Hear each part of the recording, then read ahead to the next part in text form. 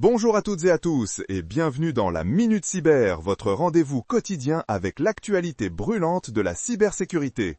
Préparez-vous pour notre Cyber Flash Report du 15 septembre 2025. On démarre fort aujourd'hui avec une grande nouvelle dans le monde des affaires. Tech Day Cyber Security a lancé son introduction en bourse. C'est un signe clair que le secteur de la cyber prend de plus en plus d'ampleur et attire les investisseurs. Un marché en pleine ébullition. Parlons maintenant d'un sujet absolument crucial, la sécurité des identités. Elle est désormais considérée comme le cœur de notre résilience cyber, surtout face aux menaces de plus en plus sophistiquées générées par l'intelligence artificielle. Après tout, l'humain reste souvent la première cible, n'est-ce pas ?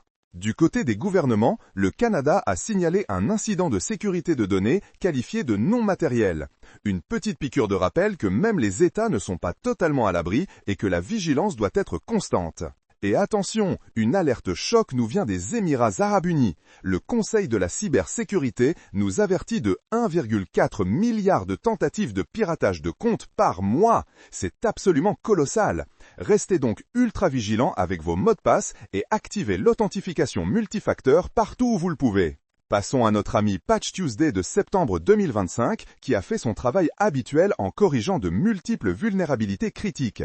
Un rappel essentiel, mettez à jour vos systèmes et logiciels dès que possible, c'est votre première ligne de défense. L'IA, c'est génial, mais elle a aussi son côté sombre. La weaponisation de l'intelligence artificielle est malheureusement derrière l'augmentation des pertes dues aux fraudes par deepfake. Imaginez un faux appel vidéo de votre patron vous demandant un virement urgent. Flippant, n'est-ce pas? Il faut rester extrêmement méfiant. En parlant de vulnérabilité, des failles critiques ont été récemment identifiées dans des outils que nous utilisons tous ou presque, WhatsApp, Citrix et WinRAR. Vérifiez que vos applications sont bien à jour pour ne pas vous laisser surprendre. Les acteurs étatiques, eux, ne chôment pas. Ils continuent de cibler les systèmes gouvernementaux avec des exploits SharePoint. La guerre numérique est une réalité constante et les infrastructures critiques sont des cibles de choix. Et une nouvelle menace émerge à l'horizon.